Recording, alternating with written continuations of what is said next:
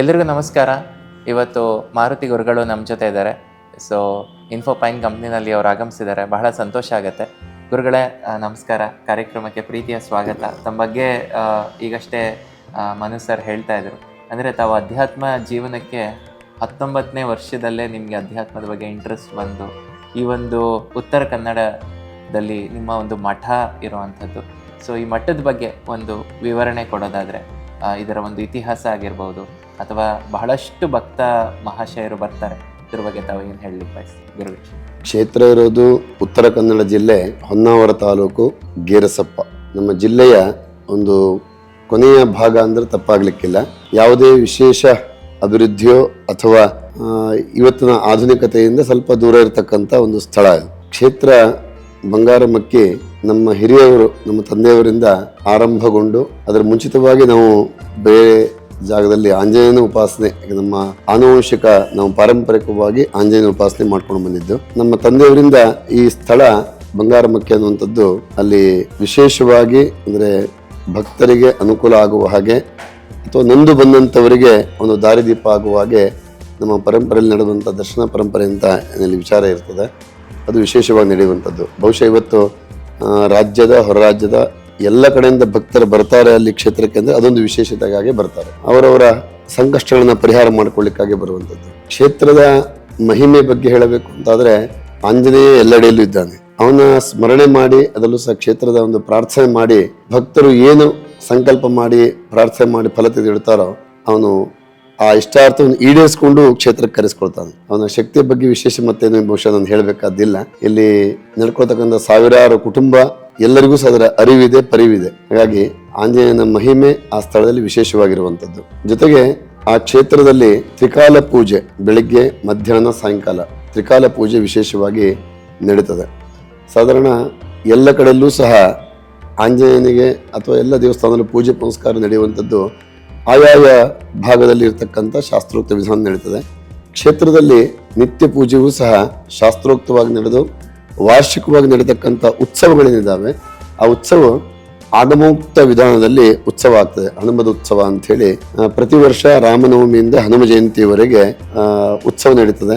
ಅದರಲ್ಲಿ ದೇವರಿಗೆ ಬ್ರಹ್ಮರಥೋತ್ಸವ ಕಾರ್ಯಕ್ರಮ ವಿಶೇಷವಾಗಿ ನಡೀತದೆ. ಈ ವರ್ಷ ವಿಶೇಷವಾಗಿ ಅಂದರೆ ದೇವರನ್ನ ಪ್ರತಿಷ್ಠಾಪನೆ ಮಾಡಿದ ನಂತರದಲ್ಲಿ ಪ್ರತಿ 12 ವರ್ಷಕ್ಕೊಮ್ಮೆ ದೇವರ ಜೀರ್ಣಾಷ್ಟಬಂಧ ಮತ್ತು ಕಲಾವೃದ್ಧಿಯ ವಿಶೇಷ ಕಾರ್ಯಕ್ರಮವನ್ನು ಬ್ರಹ್ಮಕಲಶಾಭಿಷೇಕವನ್ನು ಮಾಡತಕ್ಕಂಥದ್ದು ಶಾಸ್ತ್ರ. ಕ್ಷೇತ್ರದಲ್ಲಿ ಈ ವರ್ಷ ವಿಶೇಷವಾಗಿ ದೇವರನ್ನ ಪುನಃ ಪ್ರತಿಷ್ಠೆ ಮಾಡತಕ್ಕಂಥ ಕಾರ್ಯಕ್ರಮವನ್ನ ಸಂಕಲ್ಪ ಮಾಡಿದ್ದೇವೆ. ಆ ಕಾರಣಕ್ಕಾಗಿ ದೇವರನ್ನ ಕಲಾ ಸಂಕೋಚ ಮಾಡಿ ಧಾನ್ಯವಾಸದಲ್ಲಿ ಇಟ್ಟು ಇದೇ ಬರ್ತಕ್ಕಂಥ ಮಾರ್ಚ್ 31ರಿಂದ ಏಪ್ರಿಲ್ 13ರವರೆಗೆ ವಿಶೇಷವಾಗಿ ಧಾರ್ಮಿಕ ಕಾರ್ಯಕ್ರಮ, ಅಲ್ಲದೆ ಏಪ್ರಿಲ್ 3ನೇ ತಾರೀಕಿನಂದು ಆಂಜನೇಯನ ಪುನಃ ಅಲ್ಲಿ ಪ್ರತಿಷ್ಠಾಪನೆ ಮಾಡುವ ಮುಖಾಂತರ ಜೊತೆಯಲ್ಲಿ ಜೀರ್ಣಗೊಂಡಂತ ಆಂಜನೇಯನ ಗರ್ಭಗುಡಿಯ ಮೇಲ್ಭಾಗದ ಗೋಪುರ ಅದನ್ನು ನೂತನವಾಗಿ ನಿರ್ಮಿಸಿ ದೇವರಿಗೆ ಸ್ವರ್ಣ ಕಲಶವನ್ನ ಸ್ಥಾಪನೆ ಮಾಡತಕ್ಕಂಥ ಸಂಕಲ್ಪ, ಜೊತೆಗೆ ಮಹಾಗಣಪತಿಯ ನೂತನ ವಿಗ್ರಹ ಸ್ಥಾಪನೆ, ಚೌಡೇಶ್ವರಿಯ ನೂತನ ವಿಗ್ರಹ ಸ್ಥಾಪನೆ.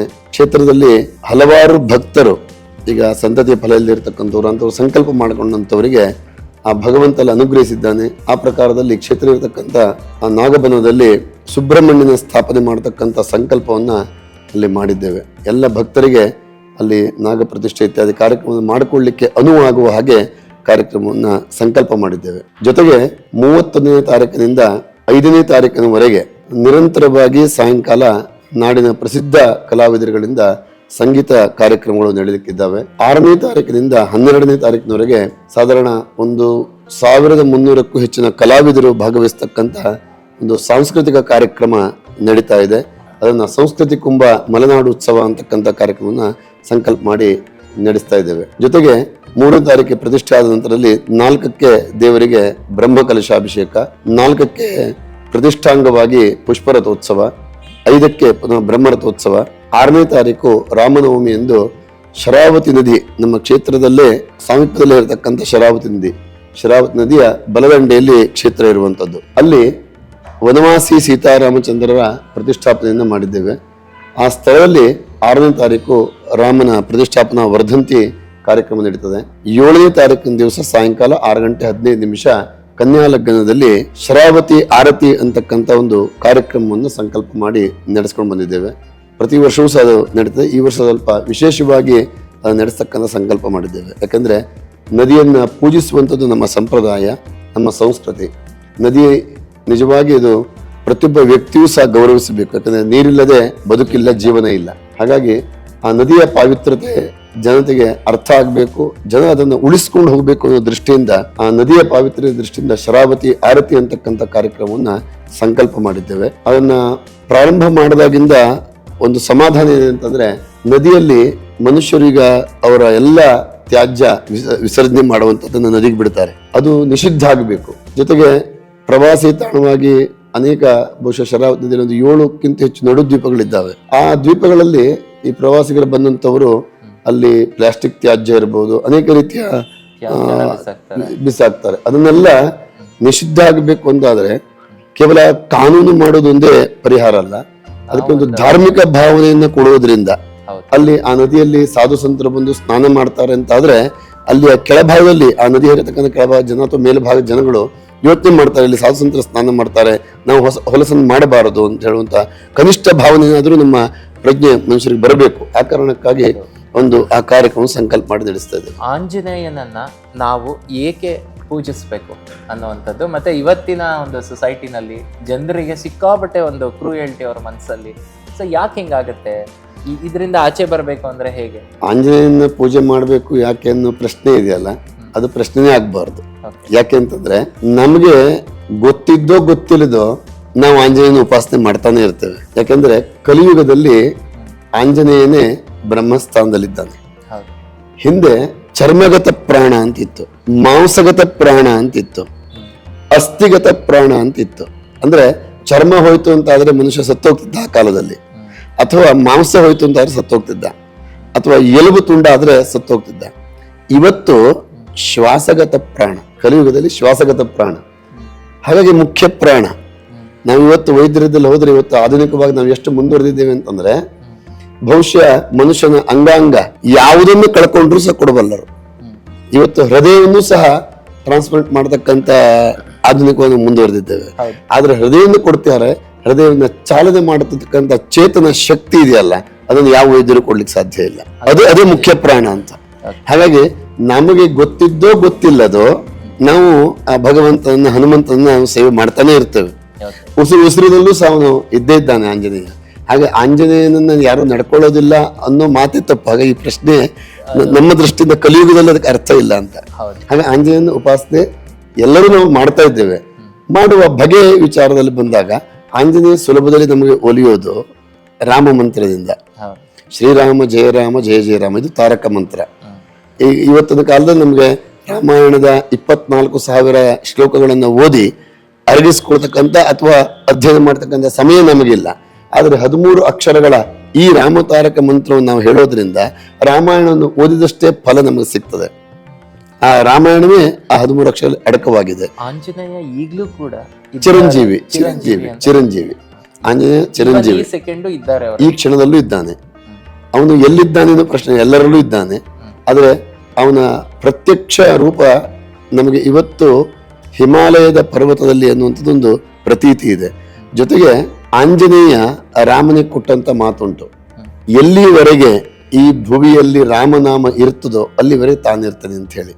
ಯಾಕಂದ್ರೆ ರಾಮ ನಿರ್ಯಾಣ ಸಂದರ್ಭದಲ್ಲಿ ರಾಮಚಂದ್ರ ಸಮಸ್ತ ಜನತೆಯನ್ನು ಉದ್ದೇಶಿಸಿ ಮಾತನಾಡ್ತಾನೆ. ಭೂಯೋ ಭೂಯೋ ಭಾಮಿನೋ ಭೂಮಿಪಾಲಾಹ ನತ್ವಾ ನತ್ವಾ ಯಾಚತೆ ರಾಮಚಂದ್ರ ಸಾಮಾನ್ಯೋಯಂ ಧರ್ಮಸೇತುರ್ನರಾಯಣಂ ಕಾಲೇ ಕಾಲೇ ಪಾಲನೀಯ ಭವದ್ಭಿಹಿ ಅಂತ ಹೇಳಿ ರಾಮಚಂದ್ರ ಹೇಳ್ತಾನೆ. ನಾನು ಈ ಧರ್ಮ ಸೇತುವೆಗೆ ತನ್ನ ಈ ಆಯುಷ್ಯವನ್ನ 11,000 ವರ್ಷಗಳ ಕಾಲ ಅಯೋಧ್ಯೆಯನ್ನ ಆಳಿ ರಾಮರಾಜ್ಯದ ಕನಸು ನಾವು ಇವತ್ತಿನ ಮಾತನಾಡ್ತೇವೋ ಅದರ ಅಡಿಪಾಯವನ್ನು ಅವತ್ತು ಹಾಕೊಟ್ಟಂತವನು ರಾಮಚಂದ್ರ. ಅಂತ ಸುಭದ್ರವಾಗಿರ್ತಕ್ಕಂಥ ರಾಜ್ಯವನ್ನು ನಿರ್ಮಾಣ ಮಾಡಿದಂಥವನು, ದೇಶವನ್ನು ಕಟ್ಟಿದಂಥವನು. ಅಂಥವನ್ನೇ ಕೇಳ್ಕೊಳ್ತಾನೆ ಜನರಲ್ಲಿ, ನಾನು ಇದೊಂದು ಸಾಮಾನ್ಯ ಇದರಲ್ಲಿ ಧರ್ಮ ಸೇತುವೆಯಲ್ಲಿ ನಿರ್ಮಾಣ ಮಾಡಲಿಕ್ಕೆ ಇದನ್ನ ಕಾಲೇ ಕಾಲೇ ಪಾಲನೀಯ ಭವದ್ಭಿಹಿ, ನಿಮ್ಮಗಳಿಂದ ಕಾಲ ಕಾಲಕ್ಕೆ ರಕ್ಷಣೆ ಆಗಬೇಕು ಅಂತ ರಾಮಚಂದ್ರ ಹೇಳ್ಕೊಳ್ತಾನೆ. ಆಗ ಅವನ ನಿರ್ಯಾಣ ಸಂದರ್ಭದಲ್ಲಿ ಈ ಮಾತನ್ನು ಹೇಳಿದಾಗ ಎಲ್ಲರೂ ಸಹ ಅವರವರ ಸ್ಥಾನಕ್ಕೆ, ಯಾಕಂದ್ರೆ ಅಲ್ಲಿ ಇರ್ತಕ್ಕಂಥ ಎಲ್ಲ ಪ್ರಜೆಗಳು ಅಥವಾ ಕಪಿವೀರರುಗಳು ಎಲ್ಲರೂ ಸಹ 33 ಕೋಟಿ ದೇವತೆಗಳ ರೂಪ ಪ್ರತಿರೂಪವಾಗಿ ಬಂದಿರತಕ್ಕಂಥವ್ರು. ಇದು ಆಧ್ಯಾತ್ಮಿಕ ರಾಮಾಯಣದಲ್ಲಿ ನಿಮಗೆ ಅದು ಓದಿದಾಗ ಅರ್ಥ ಆಗ್ತದೆ. ಅವರೆಲ್ಲರೂ ಸಹ ನಿರ್ಯಾಣ ಮಾಡುವ ಸಂದರ್ಭದಲ್ಲಿ ಹೊರಟು ಹೋಗ್ತಾರೆ. ಆಗ ಆಂಜನೇಯನಿಗೆ ಚಿರಂಜೀವಿ ಹೊರ ಇರೋದ್ರಿಂದ ಆಂಜನೇಯನೂ ಸಹ ಹೊರಡುವಂತ ಸಂಕಲ್ಪ ಮಾಡ್ತಾನೆ. ಆಗ ರಾಮ ಹೇಳ್ತಾನೆ, ನೀನು ಇರಬೇಕು ಇಲ್ಲಿ ಅಂತ, ಯಾಕಂದ್ರೆ ನೀನು ಚಿರಂಜೀವಿ ಆಗಿದ್ದೆ, ನೀನು ಇರಬೇಕು ಅಂತೇಳಿ. ಆಗ ಆಂಜನೇಯ ಹೇಳ್ತಾನೆ, ನೀನಿಲ್ಲದೆ ನಾನು ಇರ್ಲಿಕ್ಕೆ ಸಾಧ್ಯ ಇಲ್ಲ. ಹಾಗೆ ಹೇಳ್ತಾರೆ, ಎಲ್ಲಿ ರಾಮನೋ ಅಲ್ಲಿ ಹನುಮ ಅಂತೇಳಿ, ಎಲ್ಲಿ ಹನುಮನೋ ಅಲ್ಲಿ ರಾಮ ಅಂತೇಳಿ. ಹಾಗಾಗಿ ರಾಮನ ಉಸಿರೇ ಹನುಮಂತ, ಹನುಮಂತನ ಉಸಿರೇ ರಾಮ, ಬೇರೆ ಇಲ್ಲವೇ ಇಲ್ಲ. ಹಾಗಾಗಿ ಅವನು ಹೇಳ್ತಾನೆ, ಕಲಿಯುಗದಲ್ಲಿ ಬ್ರಹ್ಮ ಪದವಿ ಇದೆ, ಚಿರಂಜೀವಿ ಹೌದು, ಆದರೆ ರಾಮನಾಮ ಇರುವಲ್ಲಿವರೆಗೆ ನಾನು ಇರ್ತೇನೆ ಅಂತ ಹೇಳಿ. ಗುರುಗಳು, ಏನಂದ್ರೆ ಈ ಕಲಿಯುಗದಲ್ಲಿ ನಾವು ಸಾಮಾನ್ಯ ಜನರಿಗೆ ನೋಡ್ತಿರ್ತೀವಿ, ಒಂದು ವೈರತ್ವ, ಈ ಒಂದು ಹಿಂಸೆಯ ಯುಗ, ಎಲ್ಲಿ ನೋಡೋದ್ರಲ್ಲಿ ಶಾಂತಿನೇ ಇಲ್ಲ ಕೆಲವು ಜನರಿಗೆ. ಸೊ ಇದಕ್ಕೆ ಏನು ಪರಿಹಾರ? ಅಂದ್ರೆ ಕಲಿಯುಗದ ಜನರು ನೆಮ್ಮದಿಯಾಗಿ ಬದುಕಬೇಕು ಅಂದ್ರೆ ಹೇಗೆ ಅವರು ಆಧ್ಯಾತ್ಮಿಕವಾಗಿ ನೆಮ್ಮದಿಯಾಗಿರ್ತಾರೆ? ಆಧ್ಯಾತ್ಮಿಕ ತಳಹದಿ ಇಲ್ಲದೆ ಬದುಕಿಲ್ಲ. ಆಧ್ಯಾತ್ಮಿಕ ತಳಹದಿ ಇಲ್ಲದೆ ಬದುಕಿಲ್ಲ. ಆಧ್ಯಾತ್ಮಿಕತೆಯೇ ಮನುಷ್ಯನ ಬದುಕಿಗೆ ಅಥವಾ ಸಾರ್ಥಕ ಬದುಕಿಗೆ ಕಾರಣ. ಆಧ್ಯಾತ್ಮಿಕತೆ ಬೇಕೇ ಬೇಕು. ನಾವು ನೆಮ್ಮದಿಯನ್ನ ಹುಡುಕೊಂಡು ಹೋಗ್ತೇವೆ. ನೆಮ್ಮದಿಯನ್ನು ಹುಡುಕೊಂಡು ಹೋಗೋದಲ್ಲ, ನೆಮ್ಮದಿಯನ್ನು ನಮ್ಮೊಳಗೆ ನಾವು ಕಂಡುಕೊಳ್ಬೇಕು. ಯಾವತ್ತು ನಮ್ಮನ್ನು ನಾವು ಒಪ್ಪಿಕೊಳ್ಳಿಕ್ಕೆ ಸಿದ್ಧರಾಗ್ತೇವೋ ಆವತ್ತು ನಾವು ಆಧ್ಯಾತ್ಮಿಕತೆಗೆ ಬಂದೇವೆ ಅಂತ ಅರ್ಥ. ಯಾವತ್ತು ನಮ್ಮನ್ನು ನಾವು ಒಪ್ಕೊಳ್ಳೋದಿಲ್ವೋ ಆವತ್ತು ನಾವು ಈ ಸಮಾಜಮುಖಿಯಾಗಿದ್ದೇವೆ ಅಥವಾ ಲೌಕಿಕವಾಗಿದ್ದೇವೆ ಅಥವಾ ಇಲ್ಲಿಯ ಕಷ್ಟ ಸುಖ ದುಃಖಗಳಿಗೆ ನಾವು ಭಾಗಿಯಾಗಿದ್ದೇವೆ ಅಂತ ಅರ್ಥ. ನಾವು ನಮ್ಮನ್ನು ಒಪ್ಕೊಳ್ಳೋದು ಬಹಳ ಕಠಿಣ. ನಾನು ಹೀಗಿದ್ದೇನೆ, ನಾನು ಹೀಗಿರ್ಲಿಕ್ಕೆ ಒಪ್ಪೋದಿಲ್ಲ. ಯಾಕೆಂದ್ರೆ ನಾನು ಸಮಾಜದಲ್ಲಿ ಚಂದ ಕಾಣಬೇಕು. ನಾನು ಪ್ರಥಮ ಶುರುವಾಗೋದೇ ಅಲ್ಲಿಗೆ. ನಾನು ಚಂದ ಕಾಣಬೇಕು. ನಾನು ಏನ್ ಮಾಡ್ತೇನೆ, ನನ್ನ ರೂಪವನ್ನ ಇರುವಂತ ನೈಜತೆಯಿಂದ ಮರೆಮಾಚಲಿಕ್ಕೆ ಯೋಚನೆ ಮಾಡ್ತೇನೆ ಅಲ್ವಾ. ಒಂದೇ ಪ್ರಾರಂಭ ಅಲ್ಲೇ ಆಗತ್ತೆ. ನಾನು ಇನ್ನೊಬ್ಬರನ್ನು ಹೋಲಿಸ್ಕೊಳ್ತೇನೆ. ಬದುಕುವಾಗ ನಾನು ಅವನ ಹಾಗೆ ಬದುಕಬೇಕು, ಅವ್ರ ಹಾಗೆ ಚಂದ ಕಾಣಬೇಕು ಅಂತ ಯೋಚನೆ ಮಾಡ್ತೇನೆ. ನಾನು ನಿಜ ಜೀವನ ನಡೆಸುವಾಗ ಮತ್ತೇನ್ ಮಾಡ್ತೇನೆ ಅಂತಂದ್ರೆ, ಈ ಸಮಾಜದಲ್ಲಿ ನನಗಿಂತ ದೊಡ್ಡವರನ್ನು ನೋಡಿ ಬದುಕ್ತೇನೆ, ನನಗಿಂತ ಕೆಳಗಿದ್ದವರನ್ನು ನೋಡಿ ನಾವು ಬದುಕೋದಿಲ್ಲ. ಅವನು ಮನೆ ಕಟ್ಟಿದ್ನ, ನಾನು ಮನೆ ಕಟ್ಟಬೇಕು. ಅವನು ಕಾರ್ ತಗೊಂಡ, ನಾನು ಕಾರ್ ತಗೊಳ್ಬೇಕು. ಈ ಆಶೆಗಳಿದ್ದಾವಲ್ಲ, ಇದಕ್ಕೆ ದಾಸರಾಗುತ್ತೇವೆ. ಆಶಾಯ ಏ ದಾಸಾಹ ತೇ ದಾಸಾಹ ಸರ್ವಲೋಕಸ್ಯ ಆಶಾಂ ಯೇಷಾಂ ದಾಸಿ ತೇ ದಾಸಾಯತೆ ಲೋಕಃ ಅಂತ ಮಾತು ಹೇಳ್ತದೆ ಶಾಸ್ತ್ರ. ಯಾರಿಗೆ ಆಸೆಗಳು ಹುಟ್ಟುಕೊಳ್ತವೋ ಅಂತಹ ಆಸೆ ಹುಟ್ಟುಕೊಂಡಂತವನು ಆಧ್ಯಾತ್ಮಿಕವಾಗಿ ಸಾಧನೆ ಮಾಡ್ಲಿಕ್ಕೆ ಸಾಧ್ಯ ಇಲ್ಲ. ಆಸೆ ಹುಟ್ಟುಕೊಳ್ಳುವಂಥದ್ದು ಯಾವ ರೀತಿ ಹುಟ್ಟುಕೊಳ್ತದೆ? ನಾವು ಆಸೆಗೆ ದಾಸರಾಗುವಷ್ಟು ಹುಟ್ಟುಕೊಳ್ತದೆ. ಯಾಕಂದ್ರೆ ಬೇಕುಗಳ ಸರಮಾಲೆಗಳು ನಮಗೆ ಭಗವಂತದಲ್ಲೋ ತಕ್ಷಣ ಅಥವಾ ಗುರುಗಳದ್ದಲ್ಲೋ ತಕ್ಷಣ ಪ್ರಥಮ ಕೇಳೋದು ನಾವೇನು?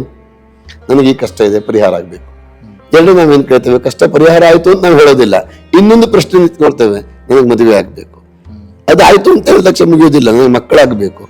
ಅದಾದ ತಕ್ಷಣ ಮುಗಿಯೋದಿಲ್ಲ, ಮನೆ ಕಟ್ಟಬೇಕು. ಅದಾದ ತಕ್ಷಣ ಮುಗಿಯೋದಿಲ್ಲ, ಒಡವೆ ಮಾಡಬೇಕು. ಅದಾದ ತಕ್ಷಣ ಮಕ್ಕಳಿಗೆ ಎಜುಕೇಶನ್ ಮಾಡಬೇಕು. ಅದಾದ ತಕ್ಷಣ ಮಕ್ಕಳಿಗೆ ಆಸ್ತಿ ಮಾಡಬೇಕು. ಅಂದ್ರೆ ಈ ಬೇಕುಗಳ ಸರಮಾಲೆ ಇದ್ದಾವಲ್ಲ, ಇದ್ರ ಹಿಂದೆ ನಾವು ಓಡ್ತಾನೆ ಇರ್ತೇವೆ. ನೈಜ ಜೀವನವನ್ನು ನಾವು ಒಪ್ಪೋದಿಲ್ಲ ಅಥವಾ ನಮಗೆ ಅದಕ್ಕೆ ಚಿಂತನೆ ಮಾಡೋದಿಲ್ಲ. ನಾವು ಮಾಡೋದು ಯಾವಾಗ ಅಂದ್ರೆ, ಅಂಗಂ ಗಲಿತಂ ಫಲಿತಂ ಮುಂಡಂ ದಶನ ವಿಹೀನಂ ಜಾತಂ ತುಂಡಂ ವೃದ್ಧೋಯಾತಿ ಗೃಹೀತ್ವಾ ದಂಡಂ ತದಪಿನ ಮುಂಚತಿ ಆಶಾಪಿಂಡಂ. ನಾವು ವೃದ್ಧರಾಗ್ತಾ ಇರುವಾಗ, ನಮಗೆ ಇನ್ನೇನು ನಮ್ಮಿಂದ ಸಾಧ್ಯ ಇಲ್ಲ ಅನ್ನುವಾಗ ನಮಗೆ ಭಗವಂತನ ಸ್ಮರಣೆ ಆಗ್ತದೆ ಅಲ್ವಾ. ಮೈಯಲ್ಲಿ ರಕ್ತ ಏರುವ ಸಂದರ್ಭದಲ್ಲಿ ನಾವು ದೇವರ ಸ್ಮರಣೆ ಮಾಡೋದಿಲ್ಲ. ನಮಗೆ ಯಾವತ್ತು ನಮಗೆ ಅಸಾಧ್ಯ ಅನ್ನೋದು ಭಾವನೆ ಬರ್ತದೋ, ಅಸಹಾಯಕನ ಅನ್ನೋ ಒಂದು ಭಾವನೆ ಬರ್ತದೋ, ಆವಾಗ ನನ್ನಿಂದ ಸಾಧ್ಯ ಇಲ್ಲ ಅಂತ ಆದಾಗ ಮೊರೆ ಹೋಗ್ತೇವೆ ಭಗವಂತನನ್ನ, ಅಥವಾ ಆಧ್ಯಾತ್ಮ ಚಿಂತನೆ ಮಾಡ್ತೇವೆ. ನಿಜವಾಗಿ ಆಧ್ಯಾತ್ಮ ಚಿಂತನೆ ಮಾಡ್ಬೇಕಾದ್ರೆ ಇವತ್ತಿನ ಯುವಕರು ಅದನ್ನು ಯೋಚನೆ ಮಾಡ್ಬೇಕು. ನೀವು ಪ್ರಥಮ ಪ್ರಶ್ನೆ ಕೇಳಿದ್ರೆ ಯುವಕರಾಗಿ ಏನ್ ಮಾಡ್ಬೇಕು ಅಂತ ಹೇಳಿ, ಯುವಕರು ಮಾಡ್ಬೇಕು ಈ ಕೆಲಸವನ್ನ. ಖಂಡಿತ. ಆಮೇಲೆ ನೀವು ತುಂಬಾ ಸೇವಾ ಕಾರ್ಯಗಳನ್ನ ಮಾಡಿದ್ದು ಕೇಳ್ಪಟ್ವಿ. ತಾವು ಸರ್ಕಾರಿ ಶಾಲೆಗಳನ್ನ ದತ್ತು ತಗೊಂಡು ಒಂದು ಸೇವಾ ಕಾರ್ಯಗಳ ಬಗ್ಗೆ ತಿಳಿಸೋದಾದ್ರೆ, ನಿಮ್ಮ ಸಂಕಲ್ಪ ಮತ್ತೆ ನಿಮ್ಮ ಮಠದ ಕಡೆಯಿಂದ ಏನೇನೆಲ್ಲ ಚಟುವಟಿಕೆಗಳು ನಡೆಯುತ್ತೆ? ಕ್ಷೇತ್ರದಿಂದ ಈಗ ನಮ್ಮ ನಾವು ಹುಟ್ಟುಹಬ್ಬ ಆಚರಣೆ ಮಾಡ್ಕೊಳ್ಳೋದಿಲ್ಲ. ಮೊನ್ನೆಷ್ಟೇ ಹುಟ್ಟುಹಬ್ಬ ಆಯ್ತು, ನಾವು ಆಚರಣೆ ಮಾಡ್ಕೊಳ್ಳೋದಿಲ್ಲ. ಅದರಿಂದ ಸಮಾಜಮುಖಿಯಾಗಿ ಏನಾದರೂ ಕೊಡ್ಲಿಕ್ಕೆ ಸಾಧ್ಯನಾ? ಅದನ್ನು ಕೊಡ್ತೇವೆ ನಾವು. ಬಹುಶಃ ಸಾಧಾರಣ ಪ್ರತಿ ವರ್ಷ ಈ ದಿವ್ಯಾಂಗರಿಗೆ, ಅಂಗವೈಫಲ್ಯ ಉಳ್ಳಂಥವ್ರು, ಬುದ್ಧಿಮಾಂದ್ಯರಿಂತವರಿದ್ದವರಿಗೆ ನಮ್ಮ ಹುಟ್ಟುಹಬ್ಬ ಸಂದರ್ಭದಲ್ಲಿ ಅವರಿಗೆ ಏನಾದರೂ ಒಂದು ಅವರಿಗೆ ಕೊಡುಗೆಯನ್ನು ಕೊಡುವಂಥ ಕೆಲಸವನ್ನು ಮಾಡ್ತಾ ಇದ್ದೇವೆ. ಒಂದು ವೀಲ್ ಚೇರ್ ಕೊಡೋದು ಇರ್ಬೋದು ಅಷ್ಟೇ. ಅದು ಏನು ಅನುಕೂಲ ಆಗುತ್ತೋ ಅವ್ರಿಗೆ ಆ ಸಂದರ್ಭದಲ್ಲಿ ಏನು ಕೇಳ್ಕೊತಾರೋ ಅಂಥವ್ರಿಗೆ ಅದನ್ನು ಕೊಡುವಂಥ ಕೆಲಸವನ್ನು ಮಾಡ್ತಾ ಇದ್ದೇವೆ. ಜೊತೆಗೆ ನಮ್ಮ ಒಂದು ಕನಸು, ನಮಗೆ ಒಂದು ಆಧ್ಯಾತ್ಮಿಕ ಚಿಂತನೆ ಆದರೆ ದಿವ್ಯಾಂಗರಿಗಾಗಿ ಏನಾದರೂ ಒಂದು ಮಾಡಬೇಕು ಅನ್ನುವಂಥ ಕನಸು. ಯಾಕಂದರೆ ಹೆಲ್ಪ್ ಟು ಹೆಲ್ಪ್ಲೆಸ್, ಯಾರು ಅಸಹಾಯಕರಿದ್ದಾರೋ ಅವರಿಗೆ ಸಹಾಯ ಮಾಡಬೇಕು. ಈಗ ಮನುಷ್ಯರು, ಈಗ ನಾವೆಲ್ಲರೂ ಬಹಳ ಜನ ಸಹಾಯ ಪಡ್ಕೊಳ್ಳಿಕ್ಕೆ ಬರ್ತಾರಲ್ಲ, ಅವರಿಗೆ ಭಗವಂತ ದೇಹ ದೃಢತೆಯನ್ನು, ಶಕ್ತಿಯನ್ನು ಕೊಟ್ಟಿದ್ದಾನೆ. ಮೈ ಬಗ್ಗಿಸಿ ದುಡಿಬಹುದು. ಆದರೆ ಯಾರು ದಿವ್ಯಾಂಗರಿದ್ದಾರೋ ಭಗವಂತ ವಿಶೇಷ ಚೇತನ ಶಕ್ತಿಯನ್ನು ಕೊಟ್ಟಿದ್ದಾನೆ ಅವರಿಗೆ. ಆದರೆ ಅವರಿಗೆ ಅವರು ಹೆಲ್ಪ್ ಮಾಡಿಕೊಳ್ಳಿಕ್ಕೆ ಅಸಹಾಯಕರಿರ್ತಾರೆ. ಅಂಥವ್ರಿಗೆ ಸಹಾಯ ಆಗಬೇಕು. ಅಂಥವರಿಗೆ ಸಮಾಜದಲ್ಲಿ ಸಮಾನವಾಗಿ ಬದುಕುವಂಥ ವ್ಯವಸ್ಥೆ ಆಗಬೇಕು. ಅಂಥವರಿಗೆ ಶಿಕ್ಷಣ ವ್ಯವಸ್ಥೆ ಆಗಬೇಕು. ನೀವು ಅಂಥವರಿಗೆ ಅಕಸ್ಮಾತ್ ನೀವು ಏನಾದ್ರು ವೀಲ್ ಚೇರ್ ಕೊಡ್ತೀವಿ, ನಾನೇ ನಾಳೆ ಕೊಡ್ತೇವೆ ಅಂತ ಅವರಿಗೆ ಅವಶ್ಯಕತೆಗಳು ಇರೋದಿಲ್ಲ. ಅದರಲ್ಲಿ ಪ್ರಾಜ್ಞರು ಹೇಳ್ತಾರೆ, ಆ ಇರ್ತಕ್ಕಂಥ ವ್ಯಕ್ತಿಗಳಲ್ಲಿ, ನಮಗೆ ದಿವ್ಯಾಂಗರನ್ನು ಹೆಸರು ಬೇಡ, ನಮಗೆ ಸಮಾಜದಲ್ಲಿ ಸಮಾನ ಬಾಳುವಂಥ ವ್ಯವಸ್ಥೆಯನ್ನು ಮಾಡಿಕೊಡಿ ಅಂತ ಕೇಳ್ತಾರೆ. ಶಿಕ್ಷಣವನ್ನು ಕೊಡಿ ಅಂತ ಕೇಳ್ತಾರೆ. ಇವತ್ತು ಶಿಕ್ಷಣ ಇಲಾಖೆಯಲ್ಲಿ ಅವರಿಗೆ ವ್ಯವಸ್ಥೆಗಳಿಲ್ಲ. ಸಮಾಜ ಕಲ್ಯಾಣ ಇಲಾಖೆ ಬೇರೆ ಕಡೆಗೆ ಅವರಿಗೆ ಅಂಥವರಿಗೆ ಅವಕಾಶಗಳಿದ್ದಾವೆ. ಆದರೆ ಶಿಕ್ಷಣದಲ್ಲಿ ಅವರಿಗೆ ಸಮಾನ ಹಕ್ಕು ಬರಬೇಕು. ಅದು ನಿಜವಾಗಿ ಆಗಬೇಕಾದ ಸಮಾಜದಲ್ಲಿ. ಆ ದಿಶೆಯಲ್ಲಿ ನಾವು ಪರಿವರ್ಧಿನಿ ಅಂತಕ್ಕಂಥ ಒಂದು ಸಂಕಲ್ಪ ಮಾಡಿದ್ದೇವೆ. ಬಹುಶಃ ಮೊದಲು 7 ರೀತಿಯ ದಿವ್ಯಾಂಗರು ಅಂತ ಗುರುತಿಸಲ್ಪಟ್ಟಿದ್ರು. 2014ನೇ ಇಸ್ವಿ ನಂತರದಲ್ಲಿ ದಿವ್ಯಾಂಗರು ಅಂತಕ್ಕಂಥ ಹೆಸರು ಬಂದ ನಂತರದಲ್ಲಿ 21 ರೀತಿಯ ಡಿಸಬಿಲಿಟಿ ಅಂದ್ರೆ ದಿವ್ಯಾಂಗರ ಬಗ್ಗೆ ಒಂದು ಸಂಶೋಧನೆ ನಡೆದು 21 ವಿಭಾಗ ಮಾಡಿದ್ದಾರೆ. ನಮ್ಮ ಸಂಕಲ್ಪ ಅಂದ್ರೆ 21 ರೀತಿಯ ವಿಭಾಗದ ಅಂತಹ ದಿವ್ಯಾಂಗರಿಗೆ ಒಂದು ಕೇಂದ್ರದಲ್ಲಿ ಅವರಿಗೆ ಅವಕಾಶ ಕೊಟ್ಟು ಅವರಿಗೆ ಬೇಕಾಗಿರತಕ್ಕಂಥ ಸಮಾನ ಜೀವನ ಮತ್ತು ಸಮಾನ ಶಿಕ್ಷಣ ಅವರಿಗೆ ಕೊಡತಕ್ಕಂಥ ಚಿಂತೆಯನ್ನು ಮಾಡಿದ್ದೇವೆ. ಇದು ನಮ್ಮ ಪ್ರಧಾನ ಆದ್ಯತೆ. ಎರಡನೇದಾಗಿ ನಾವು ಸರ್ಕಾರಿ ಶಾಲೆಗಳನ್ನು ತಗೊಂಡ್ವಿ ಅಂತ ಹೇಳಿದ್ರಿ. ಸತ್ಯ, ನಮ್ಮ ಕ್ಷೇತ್ರದಿಂದ ಸಾಧಾರಣ 20 ಕಿಲೋಮೀಟರ್ 18-20 ಕಿಲೋಮೀಟರ್ ಮುಂಭಾಗದಲ್ಲಿ ನಮ್ಮ ಜಿಲ್ಲೆಯ ಅಂತಿಮ, ಅದು ಅಲ್ಲಿ ಶಿವಮೊಗ್ಗ ಜಿಲ್ಲೆ ಪ್ರಾರಂಭ ಆಗ್ತದೆ, ಈ ಕಡೆ ನಮ್ಮ ಉತ್ತರ ಕನ್ನಡ ಜಿಲ್ಲೆ ಮುಗಿತದೆ. ಅಲ್ಲಿರ್ತಕ್ಕಂಥ ಹಾಡಗೇರಿ ಅಂತಕ್ಕಂಥ ಊರಿನಲ್ಲಿ ಬಹಳ ವರ್ಷಗಳಿಂದ ಶಿಕ್ಷಣ ಇತ್ತು, ಆದರೆ ಶಿಕ್ಷಕರೇ ಇಲ್ಲದೆ ನಿಂತು ಹೋಗುವ ಪರಿಸ್ಥಿತಿ ಇತ್ತು. ಆ ಊರಿನಲ್ಲಿ ಇರ್ತಕ್ಕಂಥ ಕುಣಬಿ ಮರಾಠ ಜನಾಂಗದ 47 ಕುಟುಂಬ, ಜೊತೆಗೆ ಇನ್ನುಳಿದಂಥ ಬೇರೆ ಬೇರೆ ಕುಟುಂಬದವರು ಸೇರಿ ಸಾಧಾರಣ 100ಕ್ಕೂ ಹೆಚ್ಚು ಕುಟುಂಬಗಳಿದ್ದಾವೆ. ಆದರೆ ಒಂದು ಶಾಲೆ ಇದೆ, ಇದ್ದೂ ಇಲ್ಲ, ಶಿಕ್ಷಕರಿಲ್ಲ. ಅದನ್ನು ಮುಚ್ಚುವ ಹಂತಕ್ಕೆ ಬಂದಿತ್ತು. ಇದನ್ನು ಮುಚ್ಚುವ ಹಂತಕ್ಕೆ ಆಗ ಇರ್ತಕ್ಕಂಥ BO ನಮ್ಮನ್ನ ಕೇಳಿಕೊಂಡ್ರು, ಈ ರೀತಿ ಆಗಿದೆ ಅಂತ ಹೇಳಿ. ನಾನು ಶಾಲೆಯನ್ನು ಮುಚ್ಚುವ ಪ್ರಶ್ನೆ ಇಲ್ಲ, ಅದೆಷ್ಟೇ ಕಠಿಣ ಆಗಲಿ, ಎಷ್ಟೇ ತೊಂದರೆ ಆಗಲಿ, ಅದನ್ನು ನಾವು ತಗೊಳ್ತೇವೆ, ದತ್ತು ತಗೊಳ್ತೇವೆ ಅಂತ ಹೇಳಿ ದತ್ತು ಸ್ವೀಕಾರ ಮಾಡಿದ್ವಿ. ದತ್ತು ಸ್ವೀಕಾರ ಮಾಡುವಾಗ ಹೇಗಿರ್ತದೆ ಅಂದ್ರೆ, ಸರ್ಕಾರ ಶಿಕ್ಷಕರ ಸೌಲಭ್ಯ ಸರ್ಕಾರ ಕೊಡಬೇಕು, ಉಳಿದಂಥದ್ದನ್ನ ನಾವು ಮಕ್ಕಳನ್ನು ತರತಕ್ಕಂಥ ವ್ಯವಸ್ಥೆ ಬಗ್ಗೆ ನಮ್ಮ ಸಹಕಾರ ಇರಬೇಕು. ಇಬ್ಬರ ಜಂಟಿಯಾಗಿ ನಡೀತಕ್ಕಂಥ ಕೆಲಸ ಅದು. ಆದರೆ ಆ ಸ್ಥಳದಲ್ಲಿ ಶಿಕ್ಷಕರೇ ಇರಲಿಲ್ಲ. 4 ಜನ ಶಿಕ್ಷಕರನ್ನ ನಾವೇ ಹಾಕಿ ಪ್ರತಿ ತಿಂಗಳು ಅವರಿಗೆ ಸ್ಯಾಲರಿಯನ್ನ ಕೊಟ್ಟು ನಾವು ಆ ಶಾಲೆಯನ್ನು ಮುಂದುವರಿಸ್ಕೊಂಡು ಬಂದ್ವಿ. ಅಲ್ಲಿ 10ಕ್ಕಿಂತ ಕಡಿಮೆ ಮಕ್ಕಳಿರುವಂತ ಸ್ಥಿತಿ, ಅವು ಮುಚ್ಚುವಂತ ಪರಿಸ್ಥಿತಿ. 60 ಮಕ್ಕಳು ಅಲ್ಲಿ ಕಲಿತಾ ಇದ್ರು. ಅಂದ್ರೆ ಶಾಲೆಯನ್ನ ಬಿಟ್ಟು ಮನೇಲಿ ಇರ್ತಕ್ಕಂಥವ್ರನ್ನ ಪುನಃ ಕರೆತಂದು ಅವ್ರಿಗೆ ಶಿಕ್ಷಣ ಮುಂದುವರಿಸ್ತಕ್ಕಂಥ ಕೆಲಸವನ್ನು ಮಾಡಿದ್ವಿ. ಅನೇಕ ಕ್ಷೇತ್ರಕ್ಕೆ ಬರ್ತಕ್ಕಂಥ ಭಕ್ತರನ್ನ ನಾವು ಅಲ್ಲಿ ಕಳಿಸಿದ್ವಿ. ಕ್ಷೇತ್ರಕ್ಕೆ ಬರ್ತಕ್ಕಂಥ ಬೆಂಗಳೂರು, ಬೇರೆ ಬೇರೆ ನಗರದಿಂದ ಬರ್ತಕ್ಕಂಥವ್ರನ್ನ, ಯಾಕಂದ್ರೆ ನೋಡ್ಲಿ ಅಂತ, ನಗರ ಪ್ರದೇಶದವರಿಗೆ ಇದನ್ನು ಗೊತ್ತಾಗಬೇಕು, ಪರಿಚಯ ಆಗಬೇಕು ಅಂತ ಕಳಿಸಿದ್ವಿ. ಅವರು ಸಹ ಅಲ್ಲಿ ಬೇಕಾಗಿರ್ತಕ್ಕಂಥ ಮೂಲಭೂತ ಸೌಕರ್ಯಕ್ಕೆ ಕಂಪ್ಯೂಟರ್ ಆಗಿರ್ಬೋದು, ಸೋಲಾರ್ ವಿದ್ಯುತ್ ಆಗಿರ್ಬೋದು, ಅನೇಕ ಸೌಲಭ್ಯಗಳನ್ನ ಭಕ್ತರು ಒದಗಿಸ್ಕೊಟ್ಟಿದ್ದಾರೆ. ನಾವೊಬ್ಬರೇ ಮಾಡಿದ್ದೀವಿ ಅಂತ ನಾವು ಹೆಗ್ಗಳಿಕೆ ಹೇಳೋದಲ್ಲ, ಭಕ್ತರ ಸಹಕಾರ ಅದರಲ್ಲಿ ಇದೆ, ತುಂಬಾ ಇದೆ. ಆ ರೀತಿ ಸಹಕಾರ ಮಾಡಿರೋದ್ರಿಂದ ಇವತ್ತಿಗೂ ಸಹ ಆ ಶಾಲೆ ನಾವು ನಡೆಸ್ಕೊಂಡು ಬರ್ಲಿಕ್ಕೆ ಸಾಧ್ಯ ಆಗ್ತಾ ಇದೆ. ಆ ಶಾಲೆಯಲ್ಲಿ ಇನ್ನೊಂದು ವಿಶೇಷ ಅಂದ್ರೆ, ಶಾಲೆ ಪ್ರಾರಂಭ ಆದಾಗಿಂದ 40 ವರ್ಷಕ್ಕಿಂತ ಹೆಚ್ಚು, ನಾನೀಗ ದತ್ತು ತೆಗೆದುಕೊಂಡೆ 18 ವರ್ಷಗಳಾದವು. ಈಗ ತಾವು ಈ 40 ವರ್ಷದಿಂದ ಪ್ರಥಮ ಒಂದು ವಾರ್ಷಿಕೋತ್ಸವ ಆಗಿರಲಿಲ್ಲ. ಈಗ ತಾವು ಈ ತರ ಎಲ್ಲ ಮಾಡಿದ್ದೀರಾ ಗುರುಗಳೇ, ಸಮಾಜದ ಒಂದು ಸೇವೆ. ತಾವು ನಿನ್ನೆ ಮೈಸೂರಿಗೆ ಬಂದ್ರಿ, ಶಂಕರ ಮಠದಲ್ಲಿ ಬಹಳಷ್ಟು ಜನ ತಮ್ಮನ್ನು ಭೇಟಿಯಾದರು. ಸೊ ನಮ್ಮ ಒಂದು ಮೈಸೂರಿನ ಜನರಿಗೆ ತಾವು ಒಂದು ಮಾರ್ಗಸೂಚಿ ಕೊಡೋದಾದ್ರೆ, ಯಾವ ರೀತಿ ಅವರು ಜೀವನವನ್ನ ಆಧ್ಯಾತ್ಮಿಕತೆಯಲ್ಲಿ ತಮ್ಮ ಜ್ಞಾನವನ್ನ ಕೊಡೋದಾದ್ರೆ, ಹೇಳೋದಾದ್ರೆ ಯಾವ ಒಂದು ಸಂದೇಶ ನಮ್ಮ ಮೈಸೂರಿನ ಜನರಿಗೆ ಕೊಡ್ತೀರ? ಸಮಸ್ತ ಜನರಿಗೆ ಹೇಳ್ಬೋದು. ಮೈಸೂರಲ್ಲಿ ವಿಶೇಷವಾಗಿ ಬಹುಶಃ ಇಲ್ಲಿ ಜನರ ವಿಶೇಷತೆ ಅಂದ್ರೆ, ಒಂದು ಆಧ್ಯಾತ್ಮಿಕ ಚಿಂತನೆ ಆಗಲೇ ಇಲ್ಲಿ ಇದೆ. ಯಾಕಂದರೆ ಈ ಭಾಗದಲ್ಲಿ ನಾವು ಹೋರಾಟ ಈಗಿಂದಲ್ಲ ಬಹಳ ವರ್ಷ ನಾವು ಹೋರಾಟ ಮಾಡಿದ್ದೇವೆ. ಇಲ್ಲಿಯ ಜನರಲ್ಲಿ ಒಂದು ಸಂಸ್ಕಾರ, ಒಂದು ಸಂಸ್ಕೃತಿ, ಆಧ್ಯಾತ್ಮಿಕ ಚಿಂತನೆ ಮೂಲಭೂತವಾಗಿ ಬಹುಶಃ ಮೈಗೂಡಿಸ್ಕೊಂಡು ಬಂದಿದೆ. ಅದನ್ನು ಉಳಿಸಿ ಬೆಳೆಸುವ ಕೆಲಸ ಆಗಲಿ. ಮತ್ತೆ ಈ ಸಂಸ್ಕಾರಗಳು ಇವತ್ತು ಅಳಿಯುವ ಹಂತದಲ್ಲಿ ಹೋಗಬಾರದು. ಈ ಬಾಕಿ ಕಡೆ ಬಹಳ ಕಡೆಗೆ ಅದು ವಿಜೃಂಭಿಸ್ತಾ ಉಂಟು, ಕಲಿ ಪ್ರಭಾವ ನಡೀತಾನೆ ಇದೆ. ಆದರೆ ನಮ್ಮ ಈ ಮೈಸೂರು ಭಾಗದಲ್ಲಿ ಅದು ಬಹುಶಃ ತಳಪಾಯ ಗಟ್ಟಿ ಇರೋದ್ರಿಂದ ಅಂತಹ ಒಂದು ಕೆಟ್ಟ ಸಂದೇಶಗಳನ್ನು ನಾವು ನೋಡಲಿಕ್ಕೆ ಸಾಧ್ಯ ಇಲ್ಲ. ಒಳ್ಳೆಯದು ಖಂಡಿತ ಇದೆ ಇಲ್ಲಿ. ಆದರೆ ಮುಂದೆ ಬರತಕ್ಕಂಥ ಯುವಕರಿದ್ದಾರಲ್ಲ, ಅವರದನ್ನು ಯೋಚನೆ ಮಾಡಬೇಕು. ಅವರಿಗೆ ಸರಿಯಾದ ತಿಳುವಳಿಕೆ, ಮಾರ್ಗದರ್ಶನ ಬೇಕು. ಯಾಕಂದ್ರೆ ನಮ್ಮಲ್ಲಿ ಅನೇಕ ರೀತಿಯ ಆಚರಣೆಗಳು ನಶಿಸ್ತಾ ಇದ್ದಾವೆ, ವಿಚಾರಗಳು ನಶಿಸ್ತಾ ಇದ್ದಾವೆ, ಅಥವಾ ಪುಸ್ತಕ ಓದತಕ್ಕಂಥ ಹವ್ಯಾಸಗಳು ನಮ್ಮಲ್ಲಿ ಕಡಿಮೆ ಆಗ್ತಾ ಇದ್ದಾವೆ, ಅಥವಾ ಪರಿಸರದ ಬಗ್ಗೆ ಇರತಕ್ಕಂಥ ಕಾಳಜಿ ಅದು ಕಡಿಮೆ ಆಗ್ತಾ ಇದ್ದಾವೆ. ನಾವು ನನಗೆ ಈ ಕ್ಷಣಕ್ಕೆ ಏನು ಬೇಕು ಸುಖ, ಇಷ್ಟನ್ನು ನೋಡಿ ನಾನು ಬದುಕ್ತಾ ಇದ್ದೇವೆ ವಿನಃ ಮುಂದಿನ ಜೀವನಕ್ಕೆ ಏನು ಬೇಕು ಅಥವಾ ನಮ್ಮ ಮುಂದಿನ ಯುವ ಪೀಳಿಗೆಗೆ ಮತ್ತೆ ನಾವೇನು ಕೊಡಬೇಕು ಅನ್ನುವ ಬದುಕನ್ನ ಯಾರೂ ಅಡಿಪಾಯ ಹಾಕೊಳ್ತಾ ಇಲ್ಲ ಅನ್ನೋದೊಂದು ವಿಷಾದದ ಸಂಗತಿ ಇದೆ.